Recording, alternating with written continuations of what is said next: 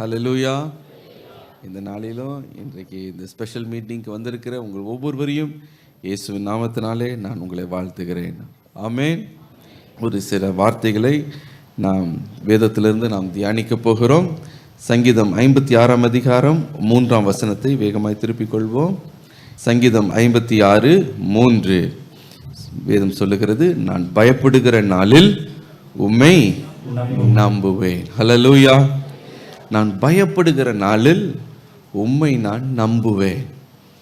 தாவீது, சங்கீதக்காரனாகிய தாவீது இந்த வார்த்தைகளை அவர் சொல்லுகிறார். நான் பயப்படுகிற நாளில் நான் உம்மை நம்புவேன். எனக்கு பிரியமானவர்களே, பயப்படுகிற நாள் என்று அவர் சொல்லுகிறார். நம்முடைய ஒவ்வொருடைய வாழ்க்கையிலும் எப்போவாவது ஒரு தடவை பயப்படுகிற நாளுன்னு ஒரு நாள் வரதான் செய்கிறது. சில காரியங்களை நினைத்து நாம் பயப்படுகிறோம், கலங்குகிறோம், தவிக்கிறோம். இந்த காரியம் நேரிட்டு விடுமோ, இந்த பிரச்சனை வந்து விடுமோ, குடும்பத்தில் இந்த குழப்பம் வந்துடுமோ, நான் சுகவீனமாய் மாறி படுத்த படுக்கையாய் படுத்து விடுவேனோ, என்னுடைய பிள்ளைகளுடைய வாழ்க்கை அது வேறு விதமாய் மாறிடுமோ, பல காரியங்களை குறித்து நாம் பயப்படுகிறோம். எனக்கு பிரியமானவர்களே, எப்பொழுதெல்லாம் பயம் வருகிறதோ தாவீது சொல்லுகிறார், கர்த்தர் மேல் நான் நம்பிக்கையை வைப்பேன். ஹல்லேலூயா. ஆங்கிலத்தில் பார்த்தீங்கன்னா இன்னும் அருமையாக இருக்குது. whenever I'm afraid I will trust in you. எப்போலாம் நான் பயப்படுகிறேனோ அப்பொழுது மேல் என் நம்பிக்கையை நான் வைப்பேன். ஹல்லேலூயா. அவர் மேலே நம்பிக்கை வைக்கும்போது நான் என்ன காரியத்துக்காக பயப்படுகிறேனோ அந்த காரியத்திலிருந்து தேவன் என்னை காக்க எனக்கு ஞானத்தையும் கிருபையும் பலத்தையும் அவர் தர உண்மை உள்ளவராக இருக்கிறார். ஹல்லேலூயா. ஆகவே எல்லாருடைய வாழ்க்கையிலும் பயம்ன்ற ஒரு நாள் வரதான் செய்கிறது. தேவகுமாரனாகிய இயேசு கிறிஸ்து பூமியில் இருந்த பொழுது அவருக்கும் ஒரு கலக்கமான ஒரு நாள் வந்தது. கெத்செமனே தோட்டத்தில் சிலுவையை சந்திப்பதற்கு முன்பதாக அவர் உள்ளத்தில் கலங்கினார், வியாகுலப்பட்டார். அது ஒரு கலக்கத்தின் நாளாய் அவருக்கு இருந்தது. அப்படி பாருங்க, ஒவ்வொரு மனிதனுக்கும் பயப்படுகிற நாள் என்று ஒரு நாள் இருக்கிறது. யோபு சொல்லுகிறார், ஐயோ நான் பயந்தது எனக்கு நேரிட்டது. அப்போனா ஒரு நாளை குறித்து அவர் பயந்து கொண்டே இருந்தாராம். ஐயோ என்னோட பிள்ளைகளுக்கு இப்படி நடந்துடக்கூடாது, அவங்களாம் மகிழ்ச்சியாக இருக்காங்க, நல்லா சந்தோஷமாக இருக்காங்க, குடும்பமாக நாங்கள் இருக்கிறோம், ஒருவேளை ஏதாவது ஒரு தீங்கு வந்துருச்சுன்னா என்ன ஆகுமோ அப்படின்னு அவருக்குள்ள ஒரு பயம். பாருங்க, ஒரு காரியத்தை குறித்து பயந்து கொண்டே இருக்கிற ஒரு நிலைமை. ஆனால் பாருங்க, அப்படிப்பட்ட பயப்படுத்துகிற நாள் வரும் பொழுது நாம் கலங்க வேண்டிய அவசியம் இல்லை. காரணம் என்னவென்றால் தேவன் அவற்றிலிருந்து நம்மை தப்பி நம்மை காக்க அவர் உண்மை உள்ளவராக இருக்கிறார். ஹல்லேலூயா. தாவீது எந்த சூழ்நிலையில் இந்த வார்த்தையை அவர் சொல்லுகிறார்? நான் பயப்படுகிற நாளில் உம்மை நம்புவேன் என்று சொன்னாரே. சங்கீதம் 56 சங்கீதத்தில் எனக்கு பிரியமானவர்களே, அந்த நாள் எந்த நாள்? ஒரு விசை தாவீது ஒரு நகரத்தில் அவர் இருந்தார், பிலிஸ்தியர் நகரத்தில் அவர் இருந்தார். அப்பொழுது பிலிஸ்தியருடைய கையில் அகப்பட்டு அவர் மரித்து போகக்கூடிய ஒரு பயங்கரமான ஒரு சூழ்நிலையை அவர் சந்திக்க வேண்டியதாக இருந்தது. அதை குறித்து நீங்கள் 1 சாமுவேல் 21 அதிகாரம் 10-15 வசனங்களெல்லாம் வாசிக்கலாம். பாருங்க, ஒரு பயப்படுத்துகிற ஒரு சூழ்நிலை. தாவீதுடைய வாழ்க்கையை நாம் நன்கு அறிவோம். தாவீது பாருங்க, தேவன் அவரை உயர்த்த மேன்மைப்படுத்த அந்த தேசத்தின் ராஜாவாகிய சவுலுக்கு பொறாமை உண்டாகி அவரை காரணமே இல்லாமல் வெறுத்தார் என்று நாம் பார்க்கிறோம். ஆகவே சவுல் என்ன செய்வாராம், இந்த தாவீதை கொலை செய்யணும்னு அனுதினமும் அவருடைய வாழ்க்கைக்காக வேட்டையாடி வந்தார் என்று பார்க்கிறோம். தாவீதும் சவுலுடைய கையிலிருந்து தப்பித்து கொள்ள ஒவ்வொரு குகையாக, ஒவ்வொரு பட்டணமாக, ஒவ்வொரு ஊராக, ஒவ்வொரு இடமாக, எங்கேயாவது புகலிடம் கிடைக்காதா, எங்கேயாவது பதுங்கி கொள்ளலாமா என்று அவர் அங்கங்கே வகை தேடி ஓடுகிற ஒரு சூழ்நிலை. இப்படி ஒவ்வொரு பக்கமாக ஓடிக்கொண்டு இருக்கும் பொழுது கடைசியாக தீவிரமாக சவுல் அவரை விரட்டி வருகிறார். அவர் கையில் அகப்படக்கூடாதுன்றதுக்காக அவர் எதிரிகளுடைய தேசத்திற்குள்ள தாவீது ஓடுகிறார். பிலிஸ்தியருடைய எல்லைக்குள்ளே போய் அங்கே ஆக்கீஷ் என்று சொல்லப்படுகிற ஒரு பட்டணத்திற்குள்ளே போய் அங்கே போய் பதுங்கி இருக்கிறார். அவர் என்ன நினைக்கிறார் என்றால், இங்கே சவுல் ராஜா வந்து பிலிஸ்தீருடைய நாட்டில் வந்து என்ன பிடிக்க மாட்டார், விரோதியாச்சே, நான் இங்கே பாதுகாவலாக இருக்கலாம் அப்படின்ட்டு யாருக்குமே தெரியாமல் அந்த பிலிஸ்தியருடைய பட்டணத்தில் அவர் வந்து அந்த அந்த நகரத்தில் அவர் பதுங்கி இருக்கிறார். அவர் நினைத்து கொண்டு இருக்கிறார், தாவீது நினைக்கிறாரு, என்ன நான் இங்கே இருக்கிறது யாருக்குமே தெரியாது அப்படின்னு. ஆனால் தாவீது உள்ளே வந்த உடனே அவர் யாருன்றதை வந்து அழகாக கண்டுபிடிச்சிட்டாங்க. கொஞ்சம் சில ஜனங்கள்லாம் பார்த்து, இவரை பார்த்தா தாவீது மாதிரியே இருக்கே, தாவீது தானே அது அப்படின்றாங்க. இப்படி அவங்களுக்குள்ளே பேசுகிறாங்க. பேசும் பொழுது தாவீது இதை வந்து அறிந்து கொள்ளுகிறார். ஆஹா, நம்ம யாருன்னு அடையாளம் கண்டுட்டாங்க அப்படின்ற ஒரு பயம் அவருக்குள்ளே வந்துருச்சு. மாத்திரமல்ல, அந்த மக்கள் என்ன செய்கிறாங்கன்னா, அந்த பட்டணத்தின் ராஜா அவர் இடத்துல போய் இந்த காரியத்தை எல்லாம் அவங்க வந்து அறிவிக்கிறாங்க. காத்து பட்டணத்தில் அவங்க போய் ஆக்கீஷ் ராஜா கிட்ட வந்து போய் சொல்கிறாங்க, இந்த மாதிரி தாவீது உங்களுக்கு தெரியுமா, நம்முடைய விரோதி, பரம விரோதி, அவன் நம்ம பட்டணத்தில் அவன் பதுங்கி இருக்கிறான், உங்களுக்கு தெரியுமா அந்த தகவல் அப்படின்னு அவங்ககிட்ட சொல்கிறாங்க. உடனே ராஜா சொல்கிறாரு, என்ன தாவீதா, அந்த பெரிய இஸ்ரவேல் தேசத்தில் பயங்கரமாக கொண்டாடப்படுகிற அந்த தாவீதா அப்படின்னு. ஏனென்றால் அவங்க சொல்கிறாங்க ராஜா கிட்ட, ராஜா ராஜா நம்ம கோலியாத்தை கொன்னதே இந்த ஆள் தாங்க, இந்த ஆள்னால நமக்கு ஒரு பெரிய யுத்தத்தில் ஒரு பெரிய படுதோல்வி வந்தது, உங்களுக்கு ஞாபகம் இருக்கா? அப்படி அவர் வந்து இந்த கோலியாத்தை வீழ்த்தின பொழுது இஸ்ரவேல் ஜனங்க பெரிய ஒரு ஜெயத்தை பெற்று ஒரு பெரிய கொண்டாட்டம், ஒரு பெரிய ஆரவாரம், ஒரு பெரிய ஜெய ஊர்வலம்லாம் சென்றாங்க. அப்போ வந்து அந்த பட்டணத்தில் இருக்கிற பெண்களெல்லாம் நடனமாடி அவங்க சொன்னாங்க, சவுல் கொன்னது 1000, தாவீது கொன்னது 10,000 அப்படிலாம் தூக்கி தலை மேலே வச்சு கொண்டாடினாங்களே, அதே தாவீது தான் நம்ம ஊரில் நம்மக்கிட்ட வந்து பதுங்கி இருக்கிறான். இப்போ அவர் வெளியில் போகவே விடக்கூடாது, இங்கேயே வச்சு அவர் என்ன பண்ணிடணும், க்ளோஸ் பண்ணிடணும். இந்த மாதிரி ஒரு அருமையான தருணம் நமக்கு கிடைக்கவே கிடைக்காது. சவுலுக்கும் அவருக்கு இன்னும் பிரச்சனை போல இருக்குது, நம்மக்கிட்ட வந்து கரெக்டாக ஆப்பிட்டுக்கிட்டாரு. எலி வந்து பூனைக்கிட்ட வந்து புகலிடம் தேடி ஓடி வந்த மாதிரி இங்கே வந்து நல்லா ஆப்பிட்டுக்கிட்டாரு, மாட்டிக்கிட்டாரு, இவரை விடக்கூடாது அப்படின்னு. இதெல்லாம் தாவீது கேள்விப்பட்ட உடனே அவருக்குள்ள ஒரு கலக்கம், பயம், தன்னுடைய உயிருக்காக அவர் பயப்படுகிறார். அதுதான் அவர் பயப்படுகிற நாள். நான் பயப்படுகிற நாளிலே கர்த்தரை நம்புவேன் என்று சொன்னாரே, அந்த வசனத்துடைய பின்னணி இதுதான். பயப்படுகிறார். ஐயோ, நான் என்ன பண்ண போகிறேன் ஆண்டவரே, இந்த பிலிஸ்தீனுடைய கையிலிருந்து தப்பி நான் எப்படி ஓட போகிறேன், எனக்கு ஒன்றும் புரியலையே என்று கலங்கி நிற்கும்போது ஆண்டவர் அவருக்கு வேண்டிய ஞானத்தை கொடுத்து அந்த இடத்துலேருந்து தப்பி செல்லுகிறதுக்கு ஒரு மார்க்கத்தை உண்டாக்குகிறார். என்ன மார்க்கம் பாருங்கள். அவர் அது வரைக்கும் நார்மலாக இருந்தது போல் இருந்த தாவீது பைத்தியக்காரனை போல நடிக்க ஆரம்பிச்சிட்டார். என்ன பண்ணார், முடியெல்லாம் அப்படியே பரட்டி விட்டுட்டு அப்படியே போயிட்டு அந்த நகரத்தின் வாசல் கதவை போய் கீறிக்கிட்டு, மாத்திரல வாயிலிருந்து அப்படியே ஜொல்லுலாம் விட்டு தாடியிலலாம் அப்படியே வலிகிற மாதிரி என்னுடைய பைத்தியம் மாதிரி நடிக்கிறார். அதை வந்து எல்லாம் பார்க்குறாங்க. அப்படி இருக்கும்போது அவர் தூக்கிட்டு போய் ராஜாக்கு முன்னாடி போய் நிறுத்துகிறாங்க.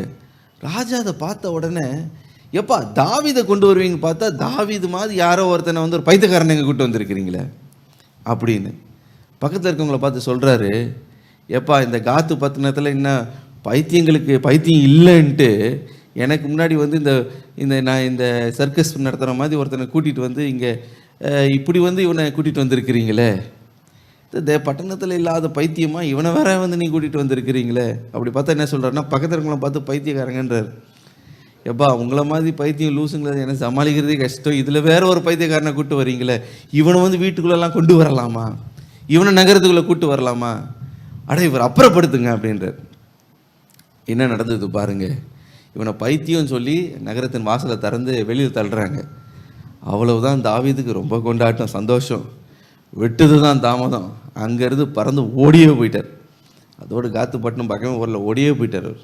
எனக்கு பிரியமானவர்களே, இதெல்லாம் கேட்க வேடிக்கையாக இருக்கலாம், ஆனால் அவருக்கு பயப்படுகிற ஒரு நாள், ஒரு திகிழு நாள். ஐயோ சத்துருவின் கையில் அகப்பட்டுட்டோம், நம்ம அவ்வளவுதான் சிக்கிக்கிட்டோம், இனி தப்ப முடியாதுன்னு நினைக்கும் போது நான் பயப்படுகிற நாளில் கர்த்தரை நம்பும் பொழுது ஆண்டவர் ஒரு வழியை திறந்து அங்கிருந்து தப்பும்படி ஆண்டவர் ஞானத்தையும் கிருபையையும் ஆண்டவர் கொடுத்தார். இதை நினைக்கும் போது என்னுடைய தகப்பனார் உடைய சாட்சி எனக்கு ஞாபகம் வருகிறது. ஒரு விசை சவுதி அரேபியா தேசத்துக்கு அவர் ஊழியத்துக்கு சென்றிருந்தார். அந்த தேசத்துலலாம் நீங்கள் சுவிசேஷத்தை அறிவிக்க முடியாது, பொதுக்கூட்டங்கள் நடத்த முடியாது, மறைவாக தான் செய்யணும். அப்படி ஒரு ஒரு ஒரு சர்ச்சில் அவர் கூப்பிட்டுருந்தாங்க ஒரு மீட்டிங்காக. ஸோ அந்த இடத்துல அவர் மீட்டிங் பேசுவதற்கு சென்றிருந்தார். ஆனால் அங்கே பாருங்கள், அந்த தேசத்தில் சவுதி அரேபியா தேசத்தை சேர்ந்த ஒரு ஷேக் அப்படின்னு சொல்லுவாங்க, அந்த ஊர்லேயே பிறந்த வளர்ந்த ஷேக், அந்த அந்த இதெல்லாம் போட்டிருப்பாங்க, ட்ரெஸ் எல்லாம் அங்கி மதி ஒயிட்டாக போட்டிருப்பாங்க, பெரிய ஒரு கோடீஸ்வரன். அவர் இயேசுவை பற்றி எப்படியோ யாரோ எப்போவோ ஒரு பைபிள் கொடுத்துருக்காங்க, அதை வாசித்து அவருக்கு ஒரு ஆர்வம், இயேசுக்கு தன்னுடைய இருதயத்தை ஒப்பு கொடுக்கணும் அப்படின்னு. அவர் கேள்விப்படுறாரு, இந்தியா தேசத்திலிருந்து ஒரு ஊழியக்கார் சவுதி அரேபியாவுக்கு வந்திருக்கிறாரு அப்படின்னு. உடனே இங்கே தகப்பனை சந்தித்து, எனக்கு இயேசுவை நான் எப்படி ஏற்றுக்கொள்ளணும், எனக்கு கொஞ்சம் உதவி செய்யுங்க. அந்த கூட்டத்திலெல்லாம் பங்கு பெற்றார், இயேசுடைய அன்பெல்லாம் கேட்டார், சுவிசேஷத்தெல்லாம் கேட்டார். கடைசியில் இருதயத்தை ஆண்டவருக்கு என்று ஒப்பு கொடுத்தார். அப்புறம் கேட்டார் எங்களுடைய தகப்பனாரை பார்த்து, இதுக்கு பிறகு நான் என்ன செய்யணும், நான் மனம் திரும்பிட்டேன், நான் ஆண்டவருக்கு ஒப்பு கொடுத்துட்டேன், இனி நான் என்ன செய்யணும்? அப்போ அவர் சொன்னால், நீங்கள் முழுகி ஞானஸ்தானம் பெறணும். முழுகி ஞானஸ்தானம், ஐயா நான் உடனே பெற்றுக்கொள்ளுகிறேன். ஆனால் பாஸ்டர் கூப்பிட்ட பாஸ்டர் மெதுவாக எங்கள் அப்பா கிட்ட சொன்னார், எங்க இந்த ஆளுக்கெல்லாம் ஞானஸ்தானம் கொடுக்காதீங்க, பெரிய பிரச்சனையில் மாட்டிப்போம். ஏன்னா இவங்க இந்த தேசத்தில் இருக்கிறவங்க யாராவது நீங்கள் மதம் மாற்றி அவங்களுக்கு நீங்கள் ஞானஸ்தானம் கொடுத்தீங்கன்னா தலை சீவிடுவாங்க இந்த ஊரில். அதுக்குன்னு மதத்தை செக் பண்ணுறதுக்குன்னே ஒரு ஸ்பெஷல் போலீஸ்லாம் இருக்காங்க, உங்களுக்கு தெரியுமா? அவங்க கையில் மாட்டிக்கிட்டிங்கன்னா அவ்வளவுதான், தயவுசெய்து இவருக்கு ஞானஸ்தானம் கொடுக்காதீங்க. எங்கள் அப்பா அவரை பார்த்து சொன்னாங்க, சாரி பிரதர், நாங்கள் ஞானஸ்தானம் உங்களுக்கு கொடுக்கல அப்படின்னு. அவருக்கு ரொம்ப ஏமாற்றம். இல்லை எங்கள் வீட்டில் ஏன் ஸ்விம்மிங் பூலில் நீங்கள் கொடுங்க. அவர் வீட்டுக்குள்ளேயே பெரிய ஸ்விம்மிங் பூல்லாம் இருக்குது. அவரை கூட்டிக்கிட்டு போய் எனக்கு கொடுங்கன்னு ஒத்த காலம் நிற்கிறார். சரி, எங்கள் அப்பாவும் இப்போ ஒரு ஆத்மா ஆதாயம் ஆகுதுன்னு சரிட்டு, சரி இவருக்காக ரிஸ்க் எடுத்து ஒரு ஞானஸ்தானம் கொடுத்துருவோன்னு அவரையும் கூட்டிகிட்டு போயாச்சு. அவங்க வீட்டில் ஒரு ஞானஸ்தானம் ஆராதனை, அதில் ஒரு சில தமிழ் மக்கள் அதில் ஞானஸ்தானம் எடுத்துக்கிட்டாங்க. இந்த ஷேக் இருக்கார் பாருங்க, அரேபியா தேசத்தை சரி, நம்ம இந்தியா ஆள் கிடையாது, அந்த ஊர் ஆள், அரேபியா அவரும் மகிழ்ச்சியாக ஞானஸ்தானம் எடுத்துக்கிட்டார். ஆனால் அந்த ஞானஸ்தானம் கொடுக்குறது இதெல்லாம் அங்கே இருக்கிற வேலைக்காரர்கள் மற்ற ஜனங்கள்லாம் பார்க்குறாங்க. பார்த்துட்டு அவங்க முகமே மாறிடுச்சு. என்னடா அது நம்முடைய எஜமான் ஞானஸ்தானம் எடுக்கிறாரு. இதை யாரோ போய் ரிப்போர்ட் பண்ணிட்டாங்க. இப்போது அந்த மீட்டிங் முடிந்து ஹோட்டலுக்கு எங்கள் அப்பா திரும்பி போகணும். ஸோ காரில் போகிறதுக்குள்ளே பக்கத்தில் உட்காந்துட்டு இருக்க தம்பிக்கு ஃபோன் வருது. பாஸ்டர் ஃபோன் பண்ணுறாரு, பிரதர் ஹோட்டல் போகாதீங்க, இப்போவே உங்களை அரெஸ்ட் பண்ணுறதுக்கு அங்கே போலீஸ் காத்துக்கிட்டு இருக்கு.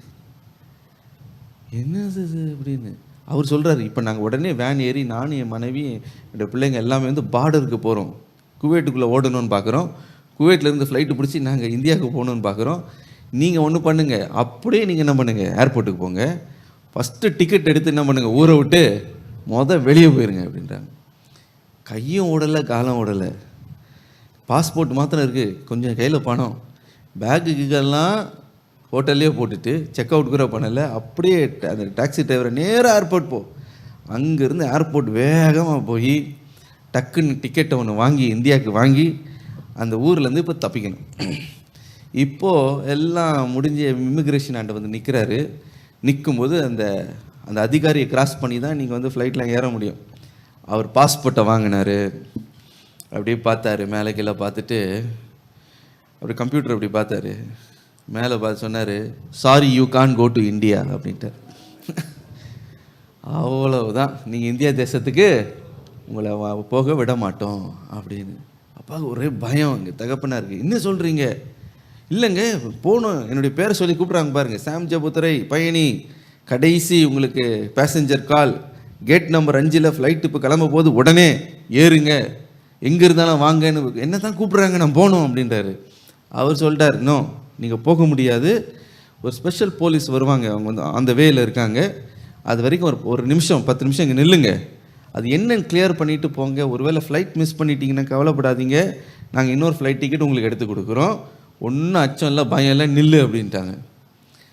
அந்த நேரத்தில் தான் தாவீது மாதிரி காத்து பட்டணத்தில் அகப்பட்ட மாதிரி எலி பொறியில் மாட்டினது போல ஆண்டவரை நோக்கி, ஆண்டவரே நான் பயப்பட்டு, அந்த பயம் ஒரு கலக்கமான ஒரு நேரம், ஆண்டவரே எனக்கு உதவி செய்யுங்க, எனக்கு உதவி செய்யுங்கப்பா, இதுதான் உங்களுடைய நேரம்னா நான் ரத்த சாட்சியாக மறிக்கிறதுக்கு ஆயத்தம். ஆனால் அப்படி இல்லைன்னா எனக்கு பிள்ளைங்க இருக்காங்க. அப்போ நான் வந்து ஒரு 7வது 8வது படிச்சுக்கிட்டு இருப்பேன்னு நினைக்கிறேன், சின்ன பையன். இன்னும் ஊழியங்கள் எவ்வளோ நிறைவேற்றிருக்கிறது, வேண்டிய காரியங்கள்லாம் இருக்குதுப்பா, நான் என்ன செய்ய போகிறேன், இந்த சூழ்நிலையில் காப்பாற்றுங்கன்னு ஜெபித்து கொண்டு இருக்கிறார். பாருங்க, ஆண்டவர் ஜெபத்தை கேட்டார். ஆபத்து நாளில், இந்த பயப்படுத்துகிற நாளில் நான் கர்த்தரை நம்புவேன், அந்த நேரத்தில் நம்பி எனக்கு உதவி செய்யுங்க ஆண்டவரேன்னு சொன்ன பொழுது ஒரு ஆச்சரியமான காரியம் நடந்தது. அது வரைக்கும் அந்த இமிக்ரேஷன் ஆஃபீஸர் விடமாட்டேன்னு சொல்லிட்டு இருந்தார்ல, அந்த இடத்துல அந்த இமிக்ரேஷனில் ஏதோ ஒரு பிரச்சனை, யாரோ ஒருத்தங்க ஓடி வந்து கூப்பிட்றாங்க, வா வா வா அப்படின்னு அவர் கூப்பிட்றாங்க. உடனே இவரில் இங்கே நில்லு, இதை வந்துடுறேன் அப்படின்னு சொல்லிட்டு அவர் அப்படி போனார். போயிட்டு இன்னொரு ஆள் அவருக்கு பதில் சப்ஸ்டிடியூட் அங்கே வந்து அங்கே நின்றுட்டு இருந்தார். அவர் வந்து அவரே பார்த்தீங்க, அப்பாவை பார்த்து கேட்டாங்க, ஏன் நீங்கள் நிற்கிறீங்க அப்படின்னு கேட்டார். ஏன் இவருக்கு தெரியாது என்ன தகவல் இதுக்கு முன்னாடி நடந்துச்சுன்னு தெரில. நீங்கள் ஏன் அங்கே நிற்கிறீங்க அப்படின்னு கேட்டார். நானா, அதான் எனக்கே தெரியல, அது பாஸ்போர்ட் அவர் வச்சுக்கிட்டு இருக்காரு, அவர் போயிட்டாரு. அட, உன் பேரை சொல்லி கூப்பிட்டு இருக்காங்கப்பா, ஃப்ளைட் எடுக்க போகிறாங்கப்பா, என்ன பிளேன், என்ன என்ன என்ன இந்த நம்பர், இந்த பிளேன் இந்தியாவுக்கு போகுது, ஐயோ உடனே போ, எங்கே உன் பாஸ்போர்ட், தான் அங்கே டேபிள் அங்கே இருக்குது பாருங்க அப்படின்னாரு.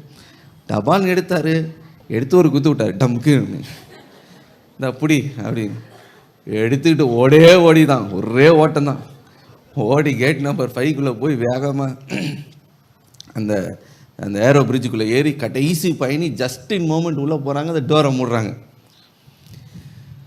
அப்புறம் அந்த ஃப்ளைட்டு அது பாட்டு ரன்வே போயிடுச்சு.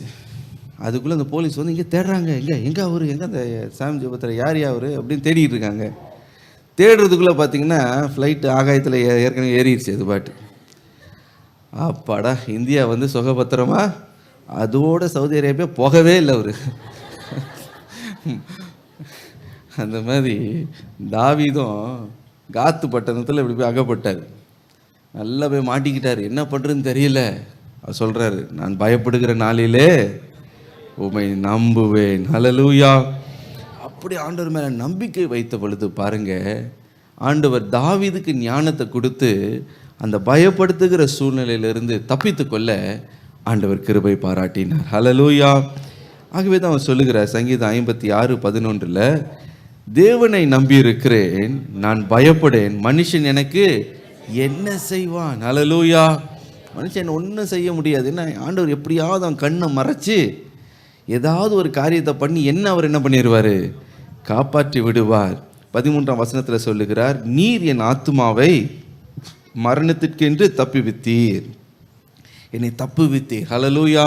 அப்படின்னா மரணத்துக்கும் அவருக்கும் ஒரு அடி தூரம் தான், ஆனால் தேவன் அவரை தப்புவித்தார் என்று நாம் பார்க்கிறோம். இன்னும் சங்கீதம் 34:4 அவர் சொல்லுகிறார், நான் கர்த்தரை தேடினேன், அவர் எனக்கு செவி கொடுத்து என்னுடைய எல்லா பயத்திலிருந்தும் என்னை நீங்களாக்கி விட்டார். Hallelujah. Is delivered me from all my fears. எல்லா பயத்திலிருந்தும் என்னை நீங்களாக்கி விட்டார் என்று சொல்லி ஆண்டவரை அவர் மகிமைப்படுத்துகிறார். இன்றைக்கும் உங்களுடைய வாழ்க்கையில் பல காரியங்களை குறித்து இன்றைக்கு நீங்கள் பயந்து கொண்டே இருக்கலாம். ஐயோ, குடும்பத்தில் இந்த பிரச்சனை வந்துடுமோ, எனக்கு வர வேண்டியது வராமல் போய்விடுமோ, அல்லது நான் பயந்த காரியம் அப்படியே நேரிட்டு விடுமோ, இந்த மந்திர தந்திரம்லாம் பண்ணுறாங்களே, இந்த பில்லி சூனியெல்லாம் செய்கிறாங்களே, அதற்கு எதிர்த்து நாள் நிற்க எனக்கு திராணி இல்லையே என்று நீங்கள் பயந்து கொண்டு இருக்கலாம். ஒரு சகோதரி சொன்னாங்க, எங்கள் சொந்த வீட்டில் எனக்கு கண்ணு மூடி தூங்குறது எனக்கு பயம், எனக்கு என்னென்னா என்னுடைய கணவர் என்னை கொன்று விடுவாரோ என்ற எனக்கு ஒரு பயம். ஏன்னா பல நேரத்தில் அவர் சொல்லியிருக்கிறார், மிரட்டியிருக்கார். என்ன சொல்லி மிரட்டியிருக்காரு, உன்னை நான் மர்டர் பண்ணுறேன்னா இல்லையா பாரு, அவனை மர்டர் பண்ணி கதவை பூட்டிட்டு நான் இப்படி வெளியில் போயிடுவேன், உன்னை சூசைட் மாதிரி காட்டிடுவேன்னு சொல்லியிருக்காரு. அதுலேருந்து இந்த அம்மாவுக்கு என்ன பண்ண முடியல, இரவில் தூங்க முடியல. ஒரு 2 நிமிஷம் வந்து அப்படியே பார்த்துக்கிட்டே தான் இருப்பாங்க. அவ்வளோ ஒரு பயம் அவங்களுக்கு. பாருங்கள், இப்படிலாம் இருக்காங்க. ஸோ அந்த மாதிரி எத்தனையோ பயங்கள் இருக்கலாம். ஐயோ இந்த நோய் வந்து விடுமோ, கேன்சர் வந்துடுமோ, அதை வந்துடுமோ, இல்லைன்னா இந்த கடன் பிரச்சனை கொடுக்க முடியாதோ, பேங்க் வந்து வீட்டை சீலை வச்சுருவாங்க, இப்படின்னு பல காரியத்தை குறித்து நீங்கள் பயந்து கொண்டு இருக்கலாம். ஆனால் ஆண்டவர் இன்றைக்கு உங்களை பார்த்து சொல்லுகிறார், நீங்கள் எந்த காரியத்துக்காக பயப்படுகிறீர்களோ அந்த காரியத்திலிருந்து உன்னை தப்பித்து உன்னை காத்துக்கொள்ள நான் உண்மையும் வல்லவருமாய் இருக்கிறேன். ஹல்லேலூயா. நான் உனக்கு உதவி செய்ய வல்லவராய் இருக்கிறேன். நீ பயப்படுகிற நாளில் நீ எப்பொழுதெல்லாம் பயப்படுகிறாயோ அப்பொழுது அவரை நம்பு. ஹல்லேலூயா. இன்றைக்கு என்ன பயமாக இருந்தாலும் ஆண்டவர் இன்றைக்கு அந்த பயத்திலிருந்து உங்களை விடுவிக்க அவர் வல்லமை உள்ளவராக இருக்கிறார். ஹல்லேலூயா. வாழ்க்கையில் பாருங்கள், பல காரணத்தினால நமக்கு பயம் வருகிறது. 1 2 இல்லை, எத்தனையோ காரியங்கள்லாம் நமக்கு பயம் வருகிறது. அப்போ என்ன விதத்தில் உங்களுக்கு பயம் வந்தாலும் அந்த நேரத்தில் என்ன பண்ணுங்க, கர்த்தரை நம்புங்க. முதலாவது ஏன் பயம் வருகிறது? தனிமை உணர்வு வரும்போது அதோடு கூட ஒரு பயமும் வருகிறதாம். ஏசாயா 41 அதிகாரம் 10 வசனத்தில் தேவன் இவ்விதமாய் வாக்கு பண்ணுகிறார், நீ பயப்படாதே, நான் உன்னுடனே இருக்கிறேன், திகையாதே, நான் உன் தேவன், நான் உன்னை பலப்படுத்தி உனக்கு சகாயம் செய்வேன், என் நீதியின் வலது கரத்தினாலே உன்னை தாங்குவேன். எனக்கு பிரியமானவர்கள், ஆண்டவர் சொல்லுங்க, நீ பயப்படாதே, நான் உன்னோடு கூட இருக்கிறேன். அப்படின்றா ஏசாயா என்ன பண்ணியிருந்திருப்பார்? யாருமே என்னோடு இல்லையே அப்படின்னு ஒரு பயந்து இருப்பார். ஹல்லேலூயா. பயப்படாத, உன்னோட இருக்கிறேன்னா என்ன அர்த்தம்? நீ தனியாக இல்லை என்று அர்த்தம். ஹல்லேலூயா. நான் உன்னோடு இருக்கிறேன் என்று அர்த்தம், நீ தனியாக இல்லை. ஆம் பிரியமானவர்களே, தனிமை வரும் பொழுது ஒரு பயம். அப்படின்னா ஏசாயா தீர்க்கதரிசிக்கு தனிமை நிமித்தம் பயம். ஐயோ நான் என்ன பண்ணுவேன் என்று. ஆனால் ஆண்டவர் சொல்லுகிறார், நீ பயப்படாதே, நான் உன்னோடு கூட இருக்கிறேன். எனக்கு பிரியமானவர்களே, பல நேரத்தில் இந்த தனிமை நிமித்தம் நாம் பயப்படுகிறோம். தனிமைன்னா என்ன அர்த்தம்? சில நேரத்தில் மற்றவங்க என்ன கைவிட்டு விடுவாங்களோ, நான் சார்ந்து இருக்கிற சிலர் என்ன அவங்க வந்து வேண்டான்னு என்னை ஒதுக்கி விடுவார்களோ, என்னை உதாசீனப்படுத்தி விடுவார்களோ என்ற சில பயங்கள் நமக்குள்ளே இருக்கும். அல்லது தாய் அல்லது தகப்பன் அது கணவர் யாராவது மேலே நம்ம ரொம்ப சார்ந்து இருப்போம், ரொம்ப நம்பிக்கையாக இருப்போம். அவங்க தான் நம்ம எனக்கு எல்லாம் அப்படின்னு இருப்போம். நான் அவங்க விலகிட்டா என்ன ஆகும் அப்படின்ற ஒரு பயம். சில பேர் சொல்லுவாங்க, எங்கள் அப்பா இல்லாத ஒரு வாழ்க்கையினால நினைத்துக்கூட பார்க்க முடியல. ஒரு விஷயம் ஒரு சகோதரிகிட்ட சொன்னாங்க, உங்கள் அப்பாவை பார்த்து ஒரு சொப்பனத்தை நான் கண்டேன் அப்படின்னாங்க. அவங்களுக்கு அந்த சொப்பனன்னே இவங்களுக்கு பகில் ஆயிடுச்சு. ஏன்னா அவங்க சுகவீனமாக ஹாஸ்பிட்டலில் இருக்காங்க. என்ன சொப்பனம் பார்த்தீங்க? அதுக்குள்ளே சொப்பனம் சொல்கிறதுக்குள்ளேயே உங்களுக்கு என்ன ஆயிடுச்சு? ஒரு பயம். அதை பார்த்தீங்களா, இதை பார்த்தீங்களான்னு பாருங்கள், ஒரு பயம் உங்களுக்குள்ளே. சிலருக்கு பாருங்கள், கணவன் விட்டு போயிடுவாரோ, குடும்பம் உடைந்து விடுமோ, பிள்ளைங்க தவறாக போயிடுவாங்களோ. யோபுக்கு அதன பயம். என்ன பயம் அவருக்கு? பிள்ளைங்களுக்கு இதாக ஆகிடுமோ, ஆண்டவருக்கு விரோதமாக பாவம் பண்ணிடுவாங்களோ, ஏதாவது தீமை அவங்க வாழ்க்கையில் வந்துடுமோ, இப்படின்னு பல காரியத்தை குறித்து பயப்படுவாங்க. எனக்கு பிரியமானவர்களே, அதே போல் சில பேர் சார்ந்து இருக்கும்போது பயப்படுகிறோம். அவங்க இல்லைன்னா என்ன பண்ணுவேன்னு தெரியல. இல்லை, நீங்கள் ஒரு தனிமையில் நீங்கள் வாழ்ந்து கொண்டு இருக்கலாம், ஹாஸ்டலில் வாழ்ந்து கொண்டு இருக்கலாம், இன்னும் திருமணம் ஆகாமல் இருக்கலாம். ஐயோ நான் தனிமையில் இருக்கிறேனே, வயதாகுதே, நான் தனிமையில் இருக்கிறேனே, என் பிள்ளைலாம் இங்கே அமெரிக்காங்க எங்கே போயிட்டாங்க, என்னை தனியாக விட்டுட்டாங்க அப்படின்னு ஒரு பயம். எனக்கு பிரியமானவர்களே, தனிமையினால் வருகிற ஒரு பயம். ஒரு ஆஃபீஸில் நீங்கள் தான் ஜாயின் பண்ணியிருப்பீங்க, ஒரு தேசத்துக்கு நீங்கள் போயிருக்கலாம். அந்த இடத்துல வந்து நான் தான் தனியாக இருக்கேன், யாரும் ஃப்ரெண்ட்ஸ் இல்லை அப்படின்னு நினைக்கும் போது, எனக்காக யாரும் துணையாக இல்லையே அப்படின்னு நினைக்கும் போது ஒரு பயம். எனக்கு பிரியமானவர்களே, தனிமையினால் பயம் வரதான் செய்கிறது. ஒரு விஷயம், ஒரு உள்ளத்தை உருக்கிற ஒரு உண்மையான ஒரு சம்பவத்தை கேள்விப்பட்டு ரொம்ப வேதனைப்பட்டேன். ஒரு வயது முதிர்ந்த ஒரு தாயார், அவங்க ஒரு விஷயம் கூட அவங்க தனியாக இருந்ததில்ல, எப்பவுமே குடும்பத்தோடு தான் இருந்தாங்க. அவங்க கணவன் மரித்து போனார். அதுக்கு பிறகு அவங்களுடைய பிள்ளைகளோட வீட்டில் இருந்தாங்க. ஆனால் என்ன நடந்ததுன்னா, அவங்களுக்கு பலவீனமாகி அவங்க முடிந்த அளவுக்கு உதவி செய்தாங்க ஃபேமிலிக்காக, பிள்ளைகளை பார்த்துக்கொள்வது, மற்ற காரியங்களை பார்த்துக்கொள்வது. ஆனால் அவங்களுடைய சரீரம் பலவீனமாக ஆக படுத்த படுக்கையாக ஆகிறது போல் ஒரு சூழ்நிலை. அவங்களால என்ன பண்ணுறதுன்னா, அவங்க பெட்டில் இருந்து அவங்களுக்கு அந்த டாய்லெட் போகிறதுக்குள்ளே அவங்களால அந்த யூரின் அவங்களால அடக்க முடியாது. இருந்து போகிறதுக்குள்ளேயே சில நேரத்தை வழியிலே அப்படி கொஞ்சம் பண்ணிடுவாங்க. இதெல்லாம் வந்து வீட்டில் இருக்கவங்களுக்கு பிடிக்கலை. ரொம்ப அசுத்தமாக இருக்குது, இன்னும் இது இப்படிலாம் ஒரு மாதிரி ஸ்மெல்லு வருது இப்படின்னு நிறைய கம்ப்ளைண்ட்டு. அப்படி இருக்கும்போது அவங்க என்ன சொன்னாங்க, இவங்களை நாங்கள் வேலைக்கு போனோம், பையன் வந்து காலேஜுக்கு போனோம், உங்களை பராமரிக்கிறதுக்கு எங்களுக்கு வழி இல்லை அப்படின்னு அவங்க என்ன சொன்னாங்க, உங்களை வந்து ஒரு நல்ல ஓல்டேஜ் ஹோமில் நாங்கள் சேர்த்துட்றோம், அவங்கள நல்லா பராமரிப்பாங்க, உங்களுக்கு நிறைய ஃப்ரெண்ட்ஸ்லாம் இருப்பாங்க, உங்களை நல்லா பார்த்துப்பாங்க, நீங்கள் கவலைப்படாதீங்க அப்படின்னு அவங்க அந்த பாட்டிக்கிட்ட நல்லா பேசி எடுத்து அவங்க பேரங்கிட்ட சொல்லி, இந்த மெதுவாக போய் அந்த ஹாஸ்டலில் போய் விட்டுருப்பா அப்படின்னு, இந்த ஓல்டேஜ் ஹோமில் போய் விட்டுடு அப்படின்னு. அந்த பையனை வந்து பாட்டி கவலைப்படாதீங்க, நான் வாரத்துக்கு ஒரு தடவை வந்து பார்க்குறேன் அப்படி இப்படி என்னெல்லாம் சொல்லி மெதுவாக அவங்கள வந்து காரில் ஏற்றி, அது வரைக்கும் அவங்க அமைதியாக இருந்தாங்க. பேரன் இருக்கிற வரைக்கும் ஒரு தைரியம், சரி பேரன் பக்கத்தில் இருக்கான் அப்படின்னு. கடைசியில் அவங்கள ரொம்ப தூரம் அவங்கள கூட்டிகிட்டு போய் கடைசியாக போய் அந்த ஓல்டேஜ் ஹோமில் அவங்க சேர்க்குறாங்க. சேர்க்கும்போது அவங்கள பாட்டியுடைய அந்த பையெல்லாம் தூக்கிட்டு வந்து அந்த ரிசப்ஷனில் வச்சுட்டு பாட்டியை உட்கார வச்சுட்டு, பாட்டி பார்த்துக்கோங்க, இங்கே நிறைய ஃப்ரெண்ட்ஸ் இருக்காங்க, நேரத்துக்கு எல்லாம் பார்த்துப்பாங்க, நீங்கள் ஒன்றும் பயப்பட வேணாம் அப்படி இப்படின்னு சொல்லிவிட்டு அவங்க ஏதாவது ட்ராமா பண்ணுறதுக்குள்ளே இவங்க ஓடிடணுன்ட்டு இவர் என்ன பண்ணார், வேகமாக டக்குன்னு வந்து கார் பார்க்கில் வந்து காரில் உட்காந்துட்டார். அந்த பேரம் போனது தான் பாருங்கள், அந்த பாட்டினால் அந்த தனிமையை அவங்களால உணரவே முடியல. எங்கேயோ ஒரு இடத்துல இருக்கும், தனியாக இருக்கிறோம், இனிமேல் யார் நம்மளை பார்க்க போகிறா, இனிமேல் நமக்கு யாரும் இல்லை அப்படின்னு ஒரு திகில், ஒரு பயம் வந்த உடனே அவங்களையும் அறியாமல் ஓன்னு தேம்பி அழ ஆரம்பிச்சிட்டாங்க. தேம்பி கதறி என்னை அம்போன்னு விட்டுட்டாங்கன்னு மனஸ்தாபப்பட்டு கதறி அவங்க அழ ஆரம்பிச்சு. அங்கே இருக்கிறவங்களாம் வந்து அழாதீங்க என்னமோ சொல்கிறாங்க, அவங்களால ஏற்றுக்கவே முடியல அந்த காரியத்தை, ஓன்னு அழுகுறாங்க. இந்த பையனை என்ன பண்ணிட்டான், வேகமாக பேரனும் வண்டி எடுத்துகிட்டு அவன் போயிட்டான். ஏன்னா அவனால் அதெல்லாம் பார்க்கறதுக்கு அவனுக்கு சகிக்கலை. கொஞ்சம் தூரம் போயிருப்பான், ஒரு அரை வழி போயிருப்பான், உடனே ஃபோன் வருது. என்ன வருதுன்னா, இம்மிடியேட்டாக திரும்பி வாங்க அப்படின்னு. என்ன விஷயம் அப்படின்னு கேட்டால், இல்லை உங்கள் பாட்டிக்கு ஹார்ட் அட்டாக் வந்துருச்சு, சீக்கிரம் வா அப்படின்னு. அங்கேருந்து திரும்பி வர்றதுக்குள்ளே அவங்க அதே சேரில் சரிஞ்சு அப்படியே அவங்க உயிர் பிரிந்து மரித்து போனார்கள். ஒன்றும் இல்லை, தனிமையாக என்னை விட்டுட்டாங்க, என்னை அம்போன்னு விட்டுட்டாங்க. அந்த ஒரு பயம், ஒரு திகில். எனக்கு பிரியமானவர்களே, தனிமையாக நம்மளை விடும்போது மற்றவங்க நம்மளோட யாரும் இல்லை, நமக்கு உதவி இல்லை, நம்ம பராமரிக்கிறதுக்கு யாரும் இல்லை, இனிமேல் என் நிலைமை என்னன்னு எனக்கு தெரியலை, என் எதிர்காலம் எப்படி இருக்குமோ அப்படின்னு பயப்படும் பொழுது, அப்படி நினைக்கும் பொழுது ஒரு பயம் நமக்குள்ளே வருகிறது.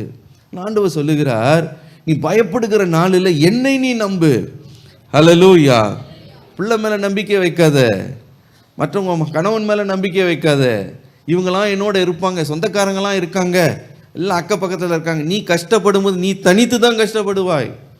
யார் உனக்கு உதவியாக இருப்பாங்கன்னு நினைப்பாயோ அவங்க உன்னோட இல்லாமல் போவாங்க. ஆனால் சொல்கிறாரு, இவங்க மேலெல்லாம் நம்பிக்கை வைக்காத, நீ பயப்படுகிற நாளில் என் மேல் உன் நம்பிக்கையை வை. ஹல்லேலூயா, ஹல்லேலூயா. அவர் மேலே நீ நம்பிக்கை வைக்கும் பொழுது அவர் சொல்லுகிறார், நீ பயப்படாதே, நான் உன்னோடு கூட இருக்கிறேன். ஹல்லேலூயா. இதை விட ஒரு ஆறுதல் என்ன வேணும்? இதை விட நமக்கு என்ன தைரியம் வேணும்? யாரும் இருக்கிறாங்களோ இல்லையோ, அவர் நம்மோடு கூட இருக்கிறார். ஹல்லேலூயா. தகப்பனே, நான் இழந்த பொழுது நானும் பயந்தேன். இது வரைக்கும் அப்பா இருந்தாங்க, இது வரைக்கும் எல்லாவற்றுக்கும் அவரை நான் சார்ந்து இருந்தேன், அவர் எல்லாம் பார்த்து கொள்வார், அவர் இருக்கிற வரைக்கும் எனக்கு ஒரு காரியத்தை குறித்து எனக்கு கவலைப்பட்டதே கிடையாது. நான் திடீர்னு ஒரு நாள் அவர் என்னை விட்டு அவர் போக வேண்டிய ஒரு சூழ்நிலை, அவருடைய நேரம் வந்தது, அவ்வளவுதான். அந்த நேரத்தில் யார் நம்மோடு இருந்தா? இதே வசனம் தான் என்னை தேற்றினது. ஹல்லேலூயா. நீ பயப்படாதே, நீ தனிமையா இல்லை, நான் உன்னோடு கூட இருக்கிறேன். ஹல்லேலூயா. நீ பயப்படுகிற நாளில் நான் கர்த்தரை நம்புவேன். ஹல்லேலூயா. இன்றைக்கு என்ன காரியத்தை குறித்து நீங்கள் பயப்படுறீங்க? இன்றைக்கு கர்த்தரை நம்புங்க, அவர் உங்களை வாழ வைப்பார். ஹல்லேலூயா. அவர் உங்களுக்கு எதிர்காலத்தை தருவார். எந்த காரியத்தில் நீங்கள் பயப்படுறீங்களோ அதிலிருந்து தப்பித்துக்கொள்ள உங்களுக்கு உதவி செய்வார். யாக்கோபுடைய நிலைமையை யோசித்து பாருங்க. ஆதியாகமம் 28ஆம் அதிகாரத்தில் தன்னுடைய சொந்த சகோதரன் ஏசா அவனை கொலை செய்ய வருகிறான். அவனை நான் கொலை செய்வேன் என்று மூர்க்கத்தோடு எழும்பி வரும்போது யாக்கோபுடைய அம்மா சொல்கிறாங்க, எப்பா உங்கள் அண்ணன் வந்து ரொம்ப முரடன், திடீர்னு ஒரு நேரம் போல் ஒரு நேரம் இருக்க மாட்டான், டப்பான்னு அருவாள் எடுத்து பட்டுன்னு போட்டான்னு போட்டுருவான், அவனை நீ ஓடிடு அப்படின்ற. ரொம்ப இன்னைக்கு கொலை பண்ணுவானா நாளைக்கு உன்னை வெட்டுவானான்னு தெரியாது, நீ இப்போவே தப்பி ஓடிடு அப்படின்னு. அந்த அண்ணன் தன்னை கொன்னுடுவானோன்ற பயத்தில் இந்த யாக்கோப் என்ன செய்தானா, வீட்டை விட்டு எல்லாத்தையும் விட்டு வனாந்தரத்தில் ஓடுறான். ஓடும்போது திரும்பி பார்த்துட்டே ஓடி இருந்திருப்பார். அண்ணன் திரும்பி அவனுடைய ஃப்ரெண்ட்ஸ் எல்லாம் வராங்களா வெட்டுறதுக்கு, நம்மளை எங்கேயாவது நம்ம கொன்னுடுவாங்களோ, நம்மகிட்ட யாருமே இல்லையே. எப்பவுமே தனிமையாக இருக்கும்போது ஒரு பயம் இருக்கும், 4 பேர் இருக்கும்போது இல்லாத தைரியமும் வந்துடும். அப்படின்னு நம்மளோட நல்ல 10 பேர் இருக்காங்கன்னு நினைப்பாங்க. ஆனால் பிரச்சனை வரும்போது அவங்க மான் கராத்தை போட்டு ஓடிடுவாங்க. மான் கராத்தை தெரியுமா உங்களுக்கு? மான் கராத்தைன்னா என்னென்னா ஓடிடுவாங்கன்னு அர்த்தம். அவங்க மான் கராத்தையை போட்டு ஓடிடுவாங்க, நம்ம தான் தனியாக மாட்டிக்கிட்டு இருப்போம். அந்த மாதிரி யாக்கோபுக்கிட்ட யாருமே கிடையாது, தனியாக வனாந்தரத்தில் ஓடுறாரு. பின்னாடி ஏசா வராரோ பிடிச்சிருவானோ, துரத்தி பிடிப்பானோ அப்படின்னு பயந்து ஓடிக்கிட்டு இருக்காரு. இரவு நேரம் வந்தது, சூரியன் அஸ்தமித்தது, இருள் எல்லாம் பக்கமும் சூழ ஒரே ஒரு கல்லை தூக்கி தலைனை மாதிரி வைத்து அதில் அப்படியே படுத்து ஐயோ என்ன ஆகுமோ, என் நிலைமை என்ன ஆகுமோன்னு பயந்துக்கிட்டு இருக்காரு. அண்ணன் வருவானோன்னு ஒரு பக்கம் பயம், அடுத்த பயம் என்ன, யாரும் என் இடத்துல இல்லை, 5 பைசா பாக்கெட்டில் காசு இல்லை, ஒரு பைய கூட தூக்கிட்டு வரல பாருங்க. அவர் வீட்டை விட்டு ஓடும்போது என்ன பண்ணுவாங்க, ஒரு 4 துணியை உள்ளே போட்டு சர்டிஃபிகேட்டெல்லாம் எடுத்து டக்குன்னு உள்ளே வச்சு வேறு என்னெல்லாம் பண்ணுவோம், ஃபோன் சார்ஜர் மறந்துடாதீங்க அது உள்ள வைங்க, ஃபோனை உள்ள வைங்க, எதை விட்டுருமோ இல்லையோ ஃபோனை விடக்கூடாது, அதான் இந்த காலத்தில். ஸோ இது மாதிரி எல்லாத்தையும் கடன்னு உள்ளே வச்சு என்ன பண்ணுவோம், அடித்து பிடிச்சி ஓடுவோம். ஆனால் யாக்கோபுக்கு அந்த நேரமும் இல்லை பாருங்க, அவர் வெறும் தடியை வச்சுட்டு ஓடுறாரு. சொல்கிறார், வெறும் தடியோடு தான் நான் ஓடினேன், ஒன்றும் என் எதிர்காலம் யார் என்னை பார்த்து கொள்ள போகிறா, கேர் ஆஃப் பிளாட்ஃபார்மில் தான் படுக்கணும், அடுத்த நேரம் உணவு எங்கேருந்து வரும் தெரியாது. பயம், யாக்கோபு பயப்படுகிறான். நீ ஒருவேளை அப்படி பயந்து கொண்டு இருக்கலாம். இனி என் நிலைமை என்னன்னு தெரியல, வேலை போயிடுச்சு, இன்னும் இவ்வளோ நாள் கடன் வாங்கி ஓட்டிகிட்டு இருப்பேன்னு எனக்கு தெரியல, இன்னும் என் நிலைமையும் யாக்கோபு மாதிரி ஒரு கல்லை தூக்கி பிளாட்ஃபார்மில் எங்கேயாவது ஓரமாக வச்சு படுத்துக்கணும் போல இருக்குது, அது தவிர என்ன பண்ணுறதுன்னு தெரியல, அந்த நிலைமை கூட வரலாம். ஆனால் பாருங்கள், ஆண்டவர் யாக்கோபை விட்டு விலகலை. ஹல்லேலூயா. அந்த தனிமை நேரத்தில் ஆண்டவர் வந்து அவர் ஆறுதல் படுத்தினார். நீ பயப்படாதே, நான் உன்னோடு கூட இருக்கிறேன். பெரிய அழகான ஒரு சொப்பனம், வானம் திறக்கப்படுகிறது, வானத்துக்கும் பூமிக்கும் அழகான ஒரு ஏணி வைக்கப்பட்டு இருக்கிறது. அதில் தேவதூதர்கள் ஏறுறாங்க இறங்குறாங்க. அதுக்கு மேலே ஆண்டவர் நின்று அவர் வாக்குத்தத்தத்தெல்லாம் கொடுத்து யாக்கோபை ஆறுதல் படுத்தி சொல்லுகிறார், எப்பா எனக்கு ஒன்றுமே இல்லை, கையில் ஒன்றும் இல்லைன்னு நினைத்து நீ கலங்காத, நீ படுத்திருக்கிற நிலத்தையே உனக்கு சொந்தமாக நான் கொடுப்பேன், உன் சந்ததிக்கு நான் கொடுப்பேன். ஹல்லேலூயா. அதுதான் ஆண்டவர். ஒன்றுமே இல்லை நீ நினைக்கும் போது ஆண்டவர் சொல்கிறாரு, நீ இருக்கிற அந்த இடத்தையே நான் உனக்கு தருவேன். ஹல்லேலூயா. உன்னை ஆசீர்வதிப்பேன், உன்னை பழுகி பெருக பண்ணுவேன். அவர் எழும்பி அடுத்த நாள் ஜெபம் பண்ணுறதை பாருங்கள். யாக்கோபு ஒரு பொருத்தனை செய்து ஜெபிக்கிறார். ஆண்டவரே, எனக்கு உன்னை உணவு தாங்க, போட்டுக்கொள்றதுக்கு ஷர்ட்டு கொடுங்க, பேண்ட்டு கொடுங்க, இதெல்லாம் கொடுங்க, அப்படிலாம் கொடுத்தீங்கன்னா நான் உம்முடைய பிள்ளையாக இருப்பேன் அப்படின்னு ஜெபம் பண்ணுறாரு. அதில் சொல்கிறார், திரும்பி இந்த இடத்துக்கு வருவேன், அவர் கல் எடுத்து அபிஷேகம் பண்ணி எல்லாம் பண்ணி அவர் சொல்கிறாரு, நமக்கு தசம பாகம் கொடுப்பேன் எல்லாம் சொல்கிறாரு. ஆண்டவர் ஏற்கனவே வாக்குத்தத்தம் பண்ணிட்டார், நான் என்ன பண்ணுறேன்பா, நான் நீ படுத்திருக்க பூமியை நான் உனக்கு தர்றேன், உன் சந்ததி மண்ணின் தூளை போல் அவங்க பெருகுவாங்க, எல்லாம் கொடுத்தானோ. அதே போல் தேவன் யாக்கோபினுடைய தனிமையை ஆண்டவர் மாற்றுகிறார். ஹல்லேலூயா. ஒன்றுமில்லாமல் ஒரு 5 பைசா பாக்கெட்டில் இல்லாமல் போன அந்த யாக்கோபை 20 வருஷம் பொறுத்து அதே இடத்துக்கு வர வைக்கிறார். எந்த இடத்துக்கு? எந்த ஒரு காலத்தில் ஒன்றும் இல்லாமல் பயந்து அவ்வளோதான் எதிர்காலமே கிடையாது அப்படின்னு பயந்து ஓடுன அதே இடத்துக்கு ஆண்டவர் கூட்டி கொண்டு வருகிறார். ஹல்லேலூயா. இப்பொழுது எப்படி வர்றாரு யாக்கோபு? பெரிய செல்வ சீமானாக வருகிறார். குடும்பம், 12 பிள்ளைங்க, ஆடு மாடுகள் எல்லாம் அப்படியே ரொம்ப ஆண்டவர் அவனை மேன்மைப்படுத்தி உயர்த்தி அதே இடத்துக்கு கூட்டி கொண்டு வராரு. சொல்கிறாரு, இந்த யோர்தானை கடக்கும்போது கையில் ஒரு கோலோடு தான் கடந்தேன், ஆனால் இன்னைக்கு ஆண்டவர் என்னோடு இருந்து 2 பரிவாரமாக என்னை மாற்றினார். ஹல்லேலூயா. எனக்கு பிரியமானவர்களே, இன்றைக்கு உங்கள் எதிர்காலத்தை நினைத்து ஐயோ தனிமையை நினைத்து உடைய இருதயத்தில் கலங்கி போய் என்னாகுமோ அப்படின்னு பயப்பட வேண்டிய அவசியம் இல்லை. நீ பயப்படுகிற நாளில் கர்த்தரை நம்பு. ஹல்லேலூயா. அவர் உன்னை பார்த்து சொல்லுகிறார், நான் உன்னோடு கூட இருப்பேன். ஹல்லேலூயா. யாக்கோபோடு இருந்த தேவன் உன்னோடு கூட இருந்து உன்னை மேன்மைப்படுத்த அவர் வல்லமை உள்ளவராக இருக்கிறார். எபிரேயர் 13ஆம் அதிகாரம் 5-6 வசனத்தில் அவர் என்ன சொல்லுகிறார் பாருங்க, நான் உன்னை விட்டு விலகுவதும் இல்லை, உன்னை கைவிடுவதும் இல்லை. ஹல்லேலூயா. பிள்ளைங்க கைவிடலாம், மற்றவங்க கைவிடலாம். பணம் இருக்கும்போது எல்லாம் கூட இருப்பாங்க, ஒன்றும் இல்லாமல் இருக்கும்போது ஆமாம், அது மனுஷனுடைய சுபாவம். ஆனால் ஆண்டவர் சொல்லுகிறார், நீ ஒன்றும் இல்லாமல் இருந்தாலும் நான் உன்னோட இருப்பேன், உன்கிட்ட எல்லாம் இருந்தாலும் உன்னோடு இருப்பேன். நான் நேற்றும் என்றும் மாறாதவர், நான் கர்த்தர் மாறாதவர். ஹல்லேலூயா. ஆகவே அவர் மேலே உங்கள் நம்பிக்கை வச்சு நான் பயப்படுகிற நாளில் எப்போல்லாம் பயப்படுறனோ, என்னென்ன காரியத்தை குறித்து பயப்படுகிறனோ அவர் மேல் நம்பிக்கையாக இருப்பேன். ஹல்லேலூயா. இரண்டாவதாக, தோல்வியை நினைத்து நாம் பயப்படுகிறோம். பாருங்க, சங்கீதம் 27:3,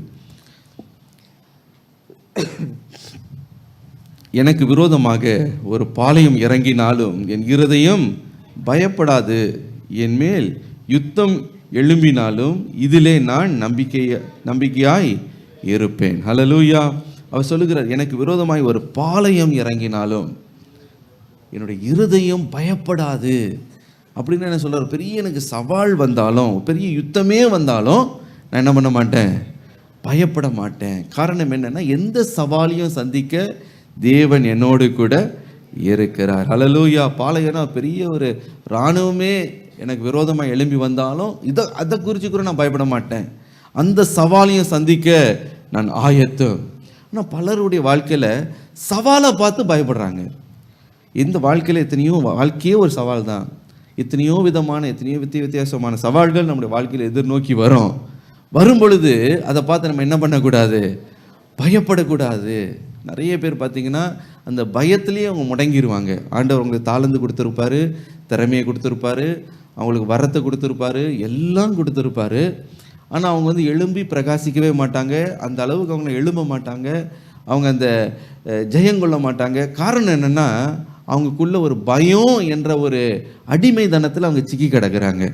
அவங்கள பார்த்து கேட்டிங்கன்னா என்ன சொல்லுவாங்க தெரியுமா, ஐயையோ எனக்கு வராதுங்க, இது என்னால் முடியாது, இது நான் மேற்கொள்ள முடியாது, இது என்னால் செய்ய முடியாது அப்படின்னு அவங்க பயப்படுவாங்க. ஆனால் ஆண்டவர் எல்லாமே அவங்களுக்கு கொடுத்துருப்பாரு. பயத்தினால அதை செயல்படுத்தாமல் அப்படியே முடங்கி கிடப்பாங்க. ஒரு ஸ்டூடெண்ட்டுக்கு பாருங்கள், அவருக்கு இந்த ஒரு குறிப்பிட்ட சப்ஜெக்டு வராதுன்னு அவருக்குள்ள ஒரு மென்டல் பிளாக் வந்துருச்சு. மென்டல் பிளாக்னா அதை கொஞ்சம் கஷ்டம்தான். கொஞ்சம் படிக்கும்போது என்ன பண்ண முடியும், ஃபஸ்ட்டு இனிஷியலாக எதுவுமே கொஞ்சம் கடினமாக தான் இருக்கும். ஆனால் கொஞ்சம் கடினப்பட்டு 2 தோல்வி வந்த உடனே அவர் சொல்லிட்டாரு, இது எனக்கு இனிமேட்டு வரவே வராது. அந்த பயம், தோற்று விடுவேன் என்ற பயம். ஏன்பா ஸ்போர்ட்ஸுக்கு போக மாட்டேறேன்னு கேட்டால், இல்லை எனக்கு அதெல்லாம் வராது. ஏன் இன்டர்வியூக்கு போக மாட்டேங்கிறேன்னு கேட்டால், இங்கிலீஷில் வரமாட்டேங்குதுங்க, எனக்கு வரலை, ஐ கான்ட் டூ இட். இப்படின்னு சில பேருக்கு பயத்தினால அவங்க முடங்கி கிடக்கிறாங்க. ஆனால் எனக்கு பிரியமானவர்களே, ஆண்டவர் சொல்லுகிறேன், நான் உன்னோடு கூட இருந்து உனக்கு நான் ஜெயத்தை தர வல்லவராக இருக்கிறேன். இன்றைக்கு உங்களுக்கு நிறைய தாளந்த ஆண்டவர் கூட தருப்பார். நிறைய பேர் அதை செயல்படுத்த மாட்டீங்க, எழும்பி பிரகாசிக்க முடியாததுக்கு காரணம் இந்த பயம்தான். நீங்கள் மத்திய 25ஆம் அதிகாரம் 14-30 வசனங்களை வாசித்து பார்ப்பீங்கன்னா, ஆண்டவர் ஒவ்வொருவரையும் எஜமான் கூப்பிட்டு சில தாளந்துகளை கொடுத்தாராம். ஒருவனுக்கு 5 தாளந்தும், இன்னும் ஒருவனுக்கு 2 தாளந்தும், இன்னும் ஒருவனுக்கு 1 தாளந்தும். இந்த 5 தாளந்து கொடுத்தவன் என்ன செய்தானா, இன்னொரு 5 தாளந்தை சம்பாதித்து கொண்டான். 2 தாளந்து கொடுத்தவன் இன்னும் 2. ஒரே ஒரு தாளந்து இருந்தவன் என்ன பண்ணானா, அதையும் போய் நம்ம புதைத்து வைத்தானா. எஜமான் கேட்டார், எப்பா உனக்கு கொடுத்தனே தாளந்து என்ன ஆச்சுன்னு கேட்டால், அவன் என்ன சொல்லுகிறான் பாருங்க, 25ஆம் வசனத்தில், ஆகையால் நான் பயந்து போய் உமது தாளந்தை நிலத்தில் புதைத்து வைத்தேன். ஹல்லேலூயா. பாருங்க, புதைத்து வைத்தேன். ஏன் புதைத்து வைத்தார்? ஏன் உங்கள் தாளந்தை நிறைய பேர் புதைத்து வைத்திருக்கிறீங்க? ஏன் ஆண்டவருக்காக இன்னும் எழுப்பி பிரகாசிக்கலை? ஏன் உங்களால் you can do, but why are not doing it, why not able to rise and shine அப்படின்னு கேட்டிங்கன்னா பயம். ஹல்லேலூயா. ஆண்டவருக்கு சாட்சி சொல்லுங்கன்னா, ஐயோ நான் என்ன விட்டுடுங்க, வேறு யாராவது நான் எழுதி வேணால் கொடுக்குறேன், என்னை பேச சொல்லாதீங்க, எனக்கு வராது அதெல்லாம். சில பேர் ரொம்ப பயப்படுவாங்க. ஆண்டவர் சொல்லுகிறார், நீ பயப்படாது. ஹல்லேலூயா. நீ பயப்படுகிற நாளில் ஆண்டவரை நோக்கி பார்க்கும் பொழுது தேவன் ஜெயத்தை கொடுக்க அவர் ஆயத்தமாக இருக்கிறார். 1 கொரிந்தியர் 15:57 சொல்லுகிறது, நம்முடைய கர்த்தராகிய இயேசு கிறிஸ்துவினாலே நமக்கு ஜெயம் கொடுக்கிற தேவனுக்கு ஸ்தோத்திரம். ஹல்லேலூயா. அப்படியே வாழ்க்கையில் தோல்வி வந்தாலும் அந்த தோல்வியும் ஆண்டவர் மாற்ற வல்லமை உள்ளவராக இருக்கிறார். சங்கீதம் 145:14 வாசிக்கிறோம், கர்த்தர் விழுகிற யாவனையும் தாங்கி மடங்கடிக்கப்பட்ட யாவரையும் தூக்கி விடுகிறார். ஹல்லேலூயா.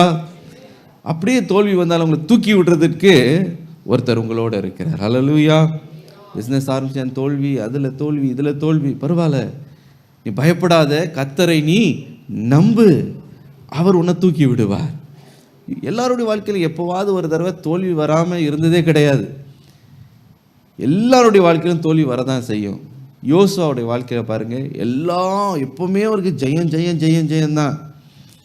ஆனால் யோசுவா 7:1-26 வாசித்து பாருங்கள். எரிகோ பட்டணத்தின் மேலே பெரிய ஒரு ஜெயத்தை பெற்று இப்போ ஆயு பட்டணத்துக்கிட்ட வந்திருக்கிறாரு. ஆயு பட்டணத்தோடு யுத்தம் பண்ணும்போது படுந்தோல்வி, சாதாரண தோல்வியில் படுந்தோல்வி.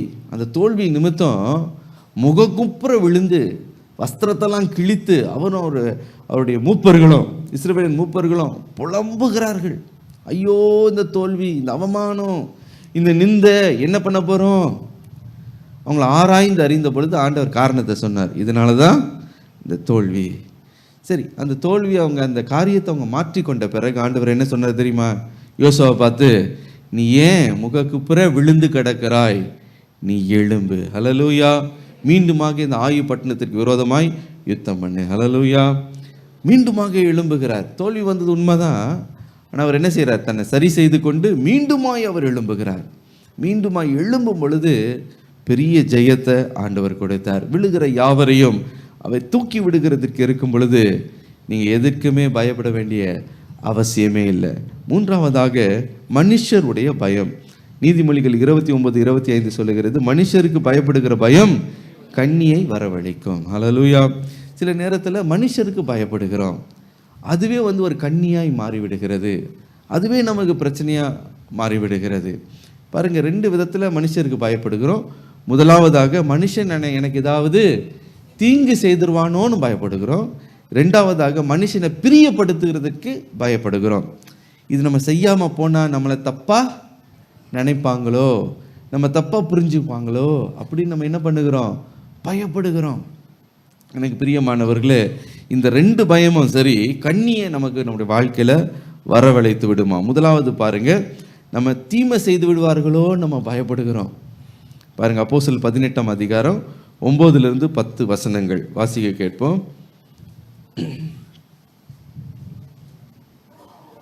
ராத்திரியிலே கர்த்தர் பவுலுக்கு தரிசனமாகி, நீ பயப்படாமல் பேசு, மௌனமாய் இராதே, நான் உன்னுடனே கூட இருக்கிறேன், உனக்கு தீங்கு செய்யும்படி ஒருவனும் உன்மேல் கை போடுவதில்லை, இந்த பட்டணத்தில் எனக்கு அநேக ஜனங்கள் உண்டு என்றார்.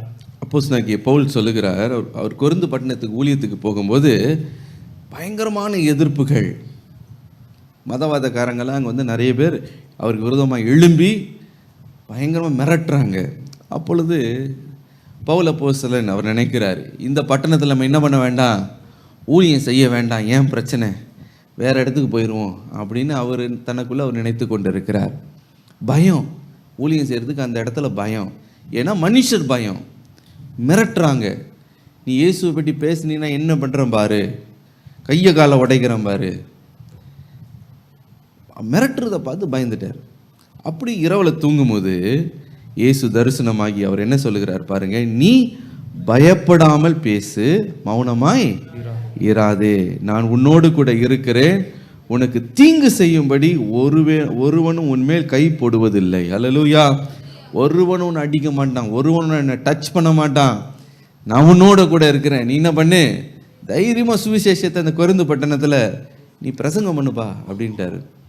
அவரும் பாருங்க, ஆண்டவர் இந்த காரியத்தை சொன்ன உடனே அவருக்குள்ள ஒரு தைரியம் வந்துருச்சு. அந்த பட்டணத்தோடு ஓடலான்னு இருந்த பவுல் அப்போஸ்தலன் அங்கே நின்று அவர் தேவனுடைய ஊழியத்தை அவர் நிறைவேற்றினார். ஹல்லேலூயா. மனுஷர் பயத்திற்கு அவர் தலை வணங்கவில்லை, அங்கே தைரியமாக ஒரு ஊழியம் செய்த பொழுது பாருங்கள், ஒரு பெரிய எழுப்புதலை ஆண்டவர் அந்த பட்டணத்தில் அவர் செய்தார். யாருமே அவர் மேலே கை போடலையாம். ஏனென்றால் தேவன் அவரோடு கூட இருந்தார். ஒரு ஒரு ஒரு அங்கேருந்து ஊழியமே செய்ய முடியாதுன்னு ஓடணும்னு நினைத்தவர் அங்கே 1 வருஷம் 6 மாத காலம் அந்த பட்டணத்தில் இருந்து அவர் ஊழியத்தை நிறைவேற்றினார். ஹல்லேலூயா! பெரிய எழுப்புதலை ஆண்டவர் அங்கே கொண்டு வந்தார். இரண்டாவதாக, மனுஷன் நமக்கு தீங்கு செய்வாங்கன்னு பயப்படுகிறோம். இன்னொரு காரியத்துக்கு என்னத்துக்கு பயப்படுகிறோம் தெரியுமா? மற்றவங்க நம்ம தப்பாக நினச்சிப்பாங்களோ, மற்றவங்களை பிரியப்படுத்துறதுக்காக அவங்கள பார்த்து நம்ம பயப்படுகிறோம். எனக்கு பிரியமானவர்களே, இதுவும் கண்ணியை வரவழைக்கும். அவங்க சொன்னாங்க, அவர் பெரிய மனுஷன், அவர் சொன்னார், அவருக்காக கையெழுத்து போட்டேன். புரியுதுங்களா? பெரிய ஆளாம் சொன்னாராம், அவர் பிரியப்படுத்துறதுக்காக இந்த காரியத்தை செய்தேன். ஒரு சகோதரி சொன்னாங்க, எனக்கு இந்த ஒரு நிலம் இருக்குது, கொஞ்சம் விற்று தாப்பான்னு என்னுடைய சொந்தக்காரங்கிட்ட தான் சொன்னேன். அந்த சொந்தக்காரங்கிட்ட கேட்டேன், இல்லைப்பா நீ எனக்கு இந்த டாக்குமெண்ட் அதெல்லாம் கொஞ்சம் எனக்கு சரியாக முறையாக எனக்கு செய்து கொடு அப்படின்னும் போது அவன் சொன்னான்னா, என் மேலே இந்த நம்பிக்கை கூட உங்களுக்கு இல்லையா? இது என் மேலே இந்த நம்பிக்கை கூட உனக்கு இல்லையா? நான் தான் உனக்கு இப்போ இருக்கிறேன்ல, உனக்கு இந்த நம்பிக்கை இல்லை அப்படின்னு சொல்லியிருக்கான் அந்த அம்மாக்கிட்ட. இவங்க திருப்பி எதிர்த்து பேசுறதுக்கு இவங்களுக்கு என்னது இல்லை, ஒரு பயம். சரி சொந்தக்காரன் தானே, தப்பு செய்ய மாட்டான், எப்படி நம்ம கேட்குறது, அவங்க தலையாட்டிட்டாங்க. அவனை என்ன பண்ணா, இவங்களை ஆஹா ஓஹோன்னு ஏமாற்றி அவங்கள என்னமோ இவரெல்லாம் பார்த்துக்கிறமா பார்த்து எல்லாம் அந்த சொத்துக்கு இங்கே கையெழுத்து போடுன்னு வாங்கி எல்லாத்தையும் சுருட்டிட்டு அவன் ஓடிட்டான். இப்போ பின்னாடி போய் கேட்குறாங்க, எப்பா அன்றைக்கி சொன்னியே, அதுக்கு அந்த ஆள் என்ன திமிரா சொல்கிறானா, ஆமாம் நான் உன்னை ஏமாற்றிட்டதாகவே வச்சுக்கோ, உன் முடிஞ்சதை நீ பார்த்துக்கோ, என்ன பண்ணுவே நீ அப்படின்றான். பாருங்கள், ஒரு மனுஷருக்கு பயந்து ஐயோ அவங்க சொல்லிட்டாங்க இது நம்ம அவங்களுக்கு செய்யணும் அப்படின்னு அடங்கி நம்ம ஒரு காரியத்தை செய்யும்போது பாருங்கள், அவங்க நம்மளை அட்வான்டேஜ் எடுத்து நம்ம ஏமாத்துறாங்க. அதுதான் கண்ணியை வரவழைக்கும். சில பேர் பாருங்கள், ஐயோ அவர்கிட்ட நோன்னு சொல்கிறதுக்கு சில பேருக்கு பயம் வந்துடும். அவர் பார்த்தோன்னா பெரிய ஆள், அவர்கிட்ட எப்படிங்க நோன்னு சொல்கிறது, நான் தெரியாமல் தலையாட்டிட்டு வந்துட்டேன்னுவாங்க. ஆனால் இவங்களுக்கு என்ன இருக்கும், மனசார அதில் அவங்களுக்கு ஈடுபாடு இருக்காது. அவங்க என்னமோ சொன்னாங்க, அப்படி ஒரு காரியத்தை சொன்னாங்க, ஒரு பயத்தில் என்ன பண்ணிட்டாங்க, நானும் தலையாட்டிட்டு வந்துட்டேன். ஒரு பேதுரு ஆலயத்துக்கு சென்றிருந்தார். இந்த ஆலயத்தில் இருக்கவங்க அவரை பார்த்து கேட்டாங்க, ஏன்பா உங்களுடைய போதகர் இயேசு உங்களோட இருக்கிறாரு, அவர் வரி கட்ட மாட்டாரா அப்படின்னு கேட்டாங்களாம். பேதுருக்கு என்ன சொல்கிறதுன்னு தெரில. அவருக்கு ஆணும் சொல்ல தெரில, ஊனும் சொல்ல தெரில. ஆனால் அவங்கள பிரியப்படுத்துறதுக்கு என்ன சொல்லுவார், கட்டுவாரே, எங்கள் போதகர் இயேசு அவரும் இப்போ வரி கட்டுவார் அப்படின்னு தலையாட்டிட்டார். தலையாட்டிட்டு வர வழியில் தான் யோசிக்கிறார், தெரியாமல் தலையாட்டிட்டேனே, இப்போ வரிக்கு எங்கே பணம் போகிறதுக்கு, எங்கே காசு இல்லையே, நம்ம மட்டும் என்ன பண்ண போகிறோம், தலையாட்டிட்டுமே அப்படின்னு வராரு. வரும்போது வீட்டுக்குள்ளே வர்றதுக்கு முன்னாடி இயேசுக்கு நல்லா தெரியும், இவர் ஐயா அங்கேருந்து 4 பேர் பெரியால் தட்டாப்புட்டான்னு 4 கேட்ட உடனே இவர் என்ன பண்ணார், பயந்து டயன் தலையாட்டிட்டு வந்துட்டு இங்கே பப்பான்னு முழிக்கிறாருன்னு தெரியும். அவர் கேட்குறாரு, யார் வரி கட்டணும், அயலாகத்தார் கட்டணுமா, ஃபாரினர்ஸ் கட்டணுமா, இல்லைனா கூட இருக்கிற ராஜா வீட்டில் இருக்கிற சுதந்திரவாளிகள் கட்டணுமா அப்படின்னு கேட்ட உடனே அவருக்கு அதுக்கும் பதில் சொல்ல தெரியல. சரி எப்படியோ போட்டோம், தலையாட்டிட்டு வந்துட்டேன், நீ முதல் போய் தூண்டியில் போடு, ஒரு மீனை பிடிப்ப, அதை வாயை திறந்தீங்கன்னா அதில் ஒரு காசு இருக்கும், 2 காசு இருக்கும், உனக்கும் எனக்கும் சேர்ந்து என்ன பண்ணிடு, வரியை கட்டிடு. இப்படி சில நேரத்தில் யாரோ ஒருத்தங்க அப்படி மிரட்டி ஆட்டு போட்டுன்னு அப்படியே பெரிய ஆள் மாதிரி காட்டணும், நம்ம என்ன பண்ணிடுவோம், பயந்துருவோம். பிடிக்குதோ பிடிக்கலையோ தலையாட்டிட்டு வந்துடுவோம். சில பேர் எல்லாம் சேர்ந்து ப்ரெஷர் பண்ணுவாங்க, என்ன இந்த மாப்பிள்ளை பிடிச்சிருக்கா சொல்லு, எல்லாம் கேட்பாங்க, என்னம்மா என்ன அப்படின்னு முடிஞ்சு வச்சு. அப்புறம் காலத்துக்கு புலம்பாங்க. ஒரு சகோதரி சொன்னாங்க, எனக்கு அப்போவே இந்த ஆள் எனக்கு பிடிக்கல, எனக்கு சுத்தமாக பிடிக்கல இந்த ஆள். ஆனால் ஒரு பெரிய ஊழியக்காரங்க அவரு அவன் எங்கள் அப்பா அவங்கெல்லாம் சேர்ந்து என்னம்மா என்ன சரியா அப்படின்னாங்க. நானும் என்ன பண்ணிட்டேன், பயத்தில் ஆன்ட்டேன். இப்போ அவங்க அம்மா கிட்ட புலம்புறாங்க. இந்த அம்மா என்ன சொல்கிறாங்க, அம்மா எனக்கு வேண்டாம்மா, எனக்கு தெரியாமல் இப்படி தலையாட்டிட்டேன். மனுஷனுடைய பயம் கண்ணியை வரவழைக்கும். ப்ரெஷர் போடுவாங்க, உங்கள் மேலே ப்ரெஷரை போட்டு ஏதாவது ஒரு காரியத்தை ஒரு கண்ணியை வைப்பாங்க. அந்த கண்ணி அங்கே இருக்குதுன்னு அதில் தப்புனோன்னா நீங்கள் எப்படி இருக்கணும், தைரியமாக இருக்கணும். ஐயோ இவ்வளோ பேர் கேட்குறாங்க, நான் என்ன செய்ய போகிறேன், ஏன் நீங்கள் மூலிகை ஞானஸ்தானம் எடுக்கலை அப்படின்னு கேட்டால் அவர் அம்மா சொல்கிறாங்க, எங்கள் சொந்தக்காரங்களாம் என்ன நினைப்பாங்க. அப்புறம் வந்து எங்கள் பிள்ளைங்களுக்கு பொண்ணு கேட்க வர மாட்டாங்க, அப்புறம் எங்களை ஒதுக்கிடுவாங்க, அதுக்கு தான் நான் வந்து வேணான்ட்டேன். இப்போ வந்து ஒரு மனுஷ கண்ணி வந்து தேவனுடைய வார்த்தையை நிறைவேற்ற விடாமல் தடை பண்ணுது. இப்படி வந்து நிறைய பேர் நிறைய கண்ணியில் சிக்கிட்டு இருக்காங்க. இந்த மனுஷனுக்கு பயம், அந்த மனுஷனுக்கு பயம், கணவனுக்கு பயம், அதுக்கு பயம், இதுக்கு பயம். இதை ஆண்டவரை தவிர எல்லாருக்கும் பயப்படுவாங்க. எனக்கு பிரியமானவர்களே, ஆனால் வேதம் சொல்லுகிறது மனுஷர் பயம் கண்ணியை வரவழைக்கும். ஆண்டவர் சொல்கிறாரு, நீ பயப்படாத, நான் உன்னோட கூட இருப்பேன். கடைசியாக ஒரு கருத்தை வேகமாக சொல்லி முடித்து விடுகிறேன். மரண பயம். எபிரேயர் 2ஆம் அதிகாரம் 14-15. ஆதலால் பிள்ளைகள் மாம்சத்தையும் இரத்தத்தையும் உடையவர்களாய் இருக்க அவரும் அவர்களைப் போல மாம்சத்தையும் இரத்தத்தையும் உடையவரானார். மரணத்துக்கு அதிகாரியாகிய பிசாசானவனை தமது மரணத்தினாலே அழிக்கும்படிக்கும் ஜீவ காலமெல்லாம் மரண பயத்தினாலே அடிமைத்தனத்திற்குள்ளானவர்கள் யாவரையும் விடுதலை பண்ணும்படிக்கும் அப்படி ஆனார். ஹல்லேலூயா. ஜீவ காலமெல்லாம் மரண பயத்தில் அடிமைத்தனத்தில் இருக்கிறவர்கள் யாவரையும் விடுதலை பண்ணும்படி. ஹல்லேலூயா. மரண பயத்திலிருந்து ஆண்டவனை விடுவிக்கிறார். இந்த பயம்தான் வந்து இருக்கிறதுலே பெரிய பயம்.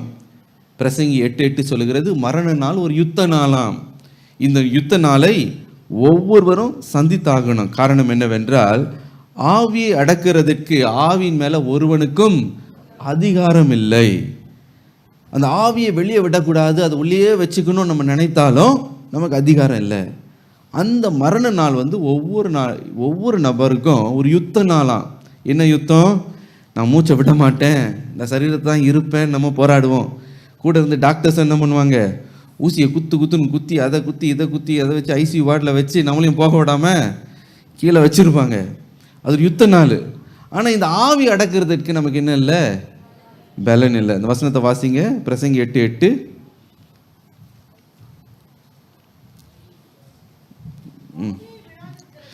ஆவியை விடாதிருக்கிறதுக்கு ஆவியின் மேல் ஒரு மனுஷனுக்கு அதிகாரமும் இல்லை, மரண நாளின் மேலும் அவனுக்கு அதிகாரம் இல்லை, அந்த போருக்கு நீங்கி போவதும் இல்லை.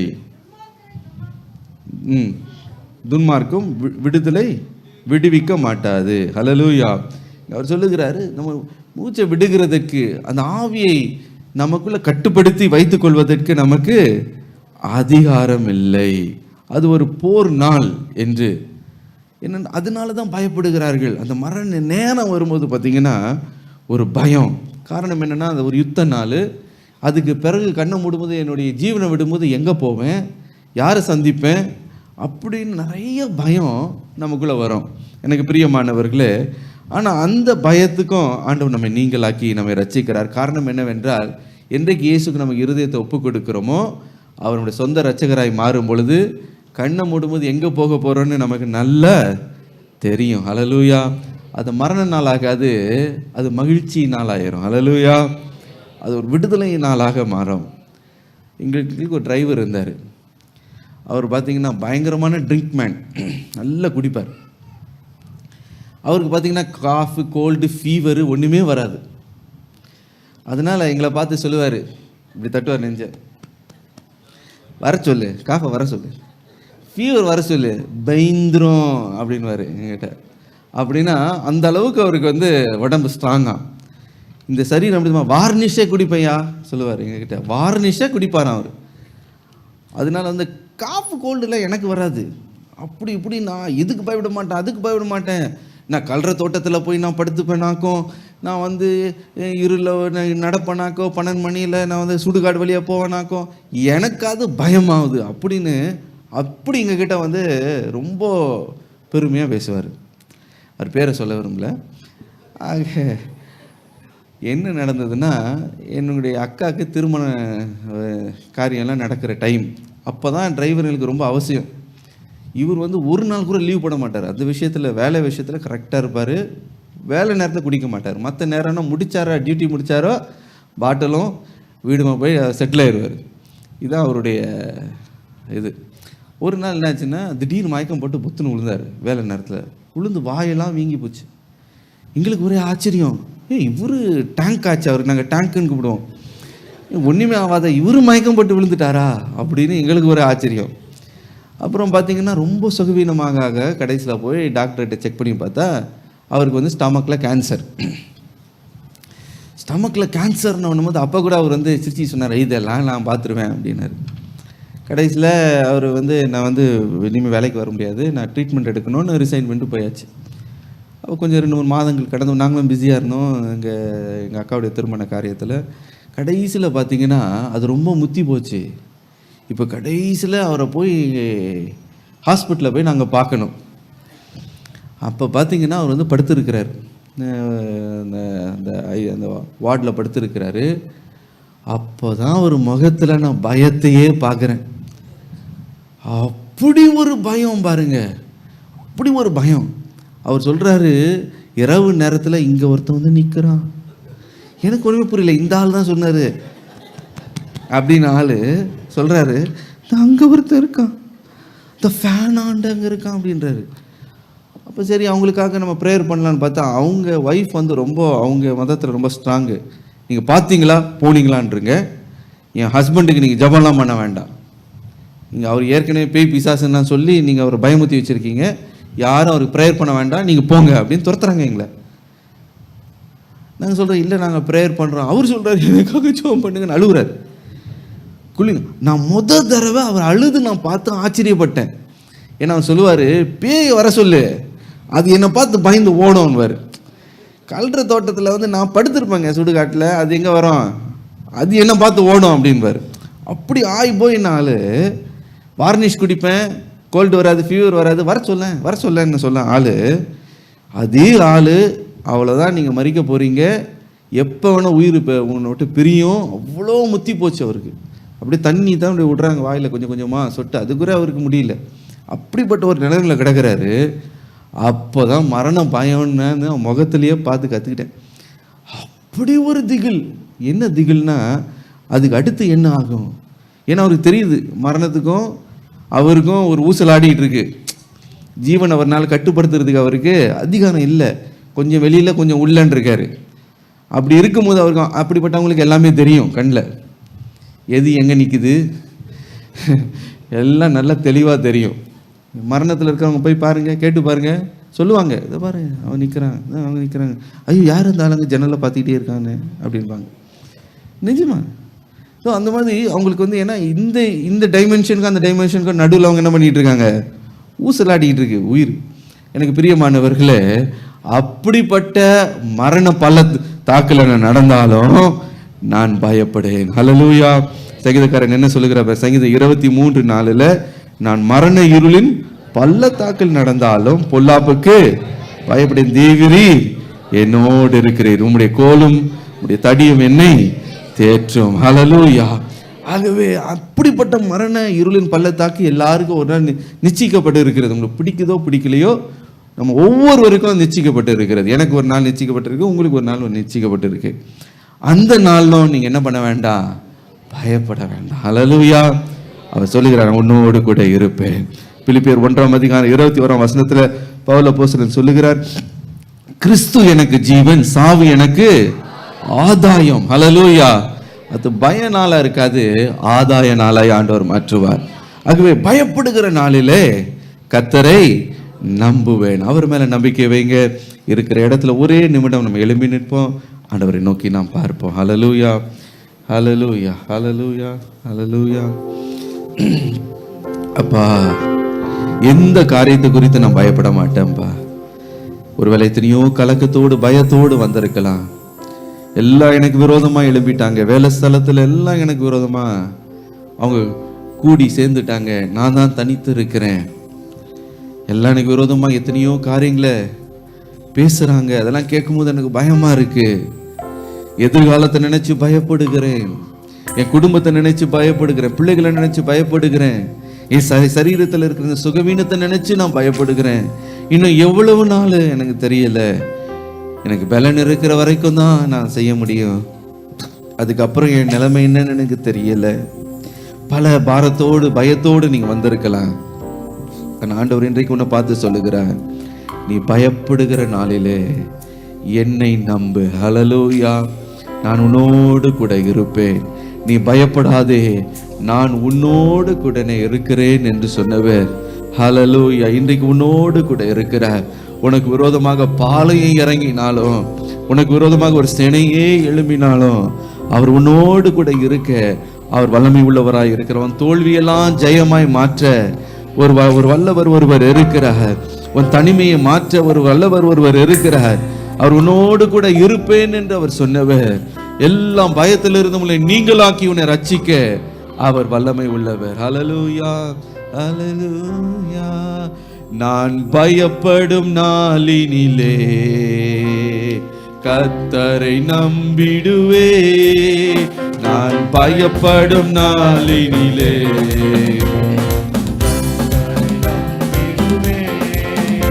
என் கோட்டையும் அரணுமாயிருக்க நான் அடைக்கலம் புகுந்திடுவே. என் கோட்டையும் அரணுமாயிருக்க நான் அடைக்கலம் புகுந்திடுவே. நான் பயப்படும் நாளினிலே கர்த்தரை நம்பிடுவே. நான் பயப்படும் நாளினிலே கர்த்தரை நம்பிடுவே. உங்களில் இருப்பவர் பெரியவரே, பரிசுத்தமானவரே. உங்களில் இருப்பவர் பெரியவரே, பரிசுத்தமானவரே. அவர் காத்திடுவார் என்று நடத்திடுவார். அவர் காத்திடுவார், அவர் நடத்திடுவார். காலமெல்லாம் நம்மையே. நான் பயப்படும் நாளினிலே கர்த்தரை நம்பிடுவேன். சொல்லுங்க, நான் பயப்படும் நாளினிலே கர்த்தரை நம்பிடுவேன். என் கோட்டையும் அரணுமாயிருக்க நான் புகலிடம் புகுந்திடுவே. என் கோட்டையும் அரணுமாயிருக்க நான் அடைக்கலம் புகுந்திடுவே. நான் பயப்படும் நாளினிலே கர்த்தரை நம்பிடுவேன். உற்சாகத்தோடு சொல்லுங்க, நான் பயப்படும் நாளினிலே கர்த்தரை நம்பிடுவே. நம்மை காப்பவர் உறங்குவதும் இல்லை, நம்மை காப்பவர் அயர்வதில்லை, உறங்குவதும் இல்லை. அவர் ஆலயத்தில் நான் அபயமிட்டேன், அவர் ஆலயத்தில் நான் அபயமிட்டேன். என் கூப்பிடுதல் அவர் செவிதனிலே, என் கூப்பிடுதல் அவர் செவிதனிலே. நான் பயப்படும் நாளினிலே கர்த்தரை நம்புவேன். Whenever I fear, Lord, I will put my trust in you. நம்பிடுவேன். நான் பயப்படும் நாளிலே கர்த்தரை நான் பயப்படும் நாளினிலே கர்த்தரை நம்பிடுவேன். என் கோட்டையும் அரணுமாயிருக்க நான் அடைக்கலம் புகுந்திடுவேன். என் கோட்டையும் அரணுமாயிருக்க நான் அடைக்கலம் புகுந்திடுவேன். நான் பயப்படும் நாளினிலே கர்த்தரை நம்பிடுவேன். நான் பயப்படும் நாளினிலே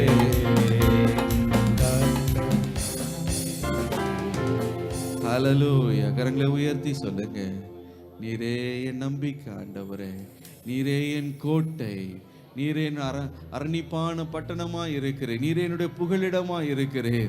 நான் பயப்பட மாட்டேன் ஆண்டவரே. ஹல்லேலூயா. இந்த செட்டைகளின் நிழலில் நான் ஓடி வருகிறேன்ப்பா. ஹல்லேலூயா. எந்த தீங்கும் என்னை நேரிட போவதில்லை. நீர் என்னை காக்க வல்லவராய் இருக்கிறீர்.